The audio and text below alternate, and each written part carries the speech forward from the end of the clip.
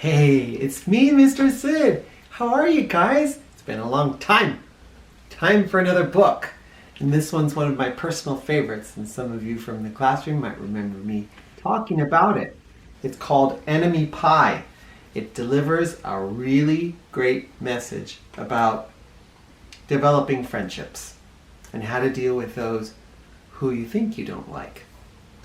Enemy Pie, from My Best Enemy, was written by Derek Munson and illustrated by Tara Calahan King. Such a great book.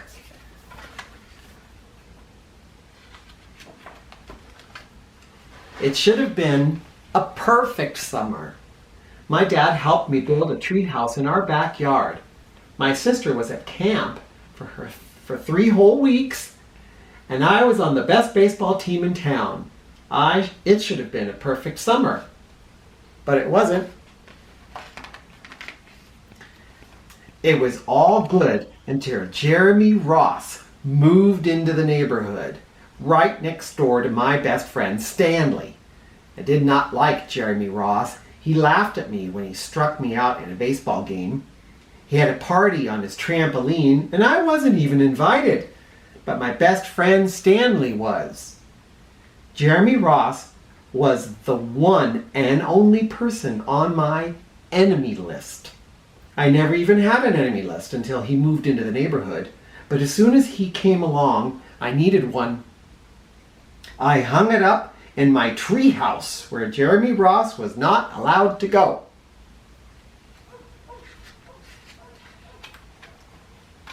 Dad understood stuff like enemies. He told me that when he was my age, he had enemies too, but he knew of a way to get rid of them. I asked him to tell me how. Tell you how? I'll show you how, he said. He pulled a really old recipe book off the kitchen shelf, and inside there was a worn out scrap of paper with faded writing. Dad held it up and squinted at it. Enemy pie, he said, satisfied. You may be wondering what exactly is an enemy pie. I was wondering too. But Dad said the recipe was no secret. Dad said the recipe was so secret he couldn't even tell me. I decided it must be magic. I begged him to tell me something, anything. I'll tell you this, he said. Enemy pie is the fastest known way to get rid of enemies. Now, of course, this got my mind working. What kinds of things, disgusting things, would I put into a pie for an enemy? I brought Dad some weeds from the garden, but he just shook his head. I brought him earthworms and rocks. He didn't think he'd need those. I gave him the gum I'd been chewing on all morning, and he gave it right back to me. I went out to play, alone. I shot baskets until the ball got stuck on the roof. I threw a boomerang that never came back to me, and all the while I listened to the sounds of my dad chopping and stirring and blending the ingredients of enemy pie. This could be a great summer after all. Enemy pie was going to be awful. I tried to imagine how horrible it would smell, or worse yet, what it would look like. But when I was in the backyard looking for ladybugs, I smelled something really, really, really good. And as far as I could tell, it was coming from our kitchen. I was a bit confused. I went in to ask Dad what was wrong. Enemy pie shouldn't smell this good. But Dad was smart. If enemy pie smells bad, your enemy will never eat it, he said. I could tell he'd made an enemy before. The buzzer rang and Dad put on the oven mitts and pulled his pie out of the oven. It looked like plain old pie. It looked good enough to eat.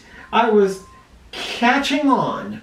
But still, I wasn't really sure how this enemy pie worked. What exactly did it do to enemies? Maybe it made their hair fall out? Or their breath stinky? Maybe it made bullies cry? I asked Dad, but he was no help. He wouldn't tell me a thing. But while the pie cooled, he filled me in on my job. He talked quietly. There's this one part of enemy pie that I can't do. In order for it to work, you need to spend a day with your enemy. Even worse, you have to be nice to him.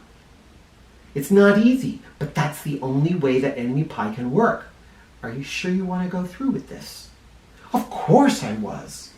It sounded horrible, it was scary, but it was worth a try. All I had to do was spend one day with Jeremy Ross. Then he'd be out of my hair for the rest of my life.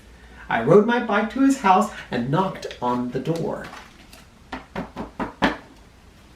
When Jeremy opened the door, he seemed surprised. He stood on the other side of the screen door and looked at me, waiting for me to say something. I was nervous. Can you play? I asked. He looked confused. I'll go ask my mom, he said.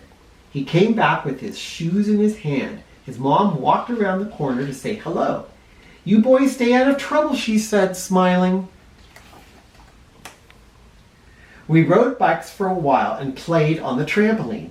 Then we made some water balloons and threw them at the neighbors' girls, but we missed. Jeremy's mom made us lunch, and after lunch we went over to my house. It was strange, but I was kind of having fun with my enemy. He almost seemed nice, but of course I couldn't tell Dad that, since he had worked so hard making this enemy pie. Jeremy Ross liked basketball hoop, and he said he wished he had a basketball hoop, but they didn't have room for one. I let him win a game just to be nice. Jeremy Ross knew how to throw a boomerang, and he threw it and it came right back to him. I threw it and it went over my house and into the backyard. When we climbed over the fence to find it, the first thing Jeremy noticed was my tree house.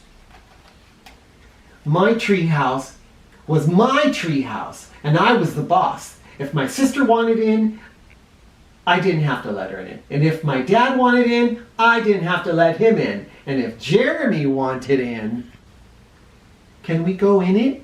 He asked. I knew he was going to ask me that. But he was the top person, the only person on my enemy list, and enemies aren't allowed in my treehouse. But he did teach me to throw a boomerang, and he did have me over for lunch, and we did play on his trampoline. He wasn't being a very good enemy. Okay, I said, but hold on. I climbed up ahead of him and tore down the enemy list off the wall. Do you remember that part? I had a checkerboard and some cards in the treehouse, and we played games until my dad called us down for dinner. We pretended we didn't hear him, and when he came up to get us, we tried to hide from him, but somehow he found us. Dad made us macaroni and cheese for dinner, my favorite. It was Jeremy's favorite too. Maybe Jeremy Ross wasn't so bad after all. I was beginning to think that maybe we should just forget all about the enemy pie. But sure enough, after dinner, Dad brought out the pie. I watched as he cut into 8 thick slices. Dad, I said, it sure is nice having a new friend in the neighborhood. I was trying to get his attention and trying to tell him that Jeremy Ross was no longer my enemy. But Dad only smiled and nodded. I think he thought I was just pretending.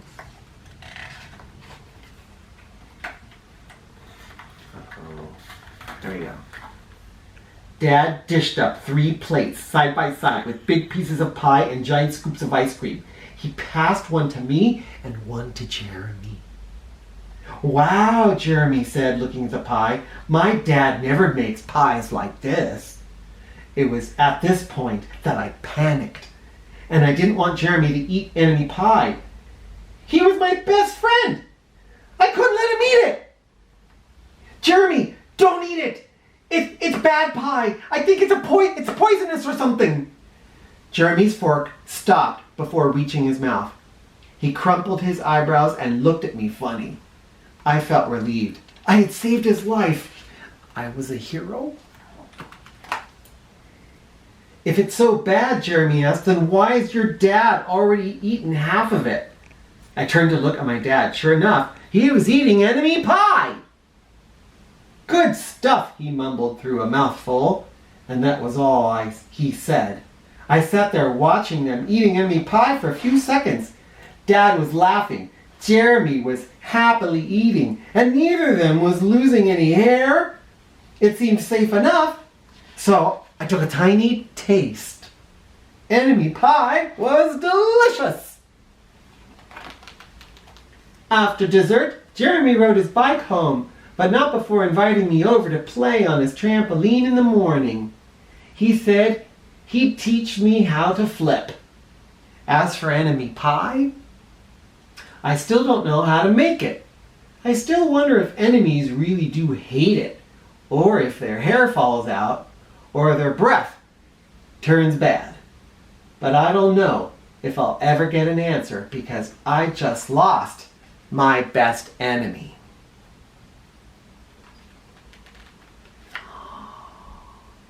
I love that book! Did it teach you something? You see, sometimes the people you think you don't care for can be quite nice if you spend some time with them and give them a chance.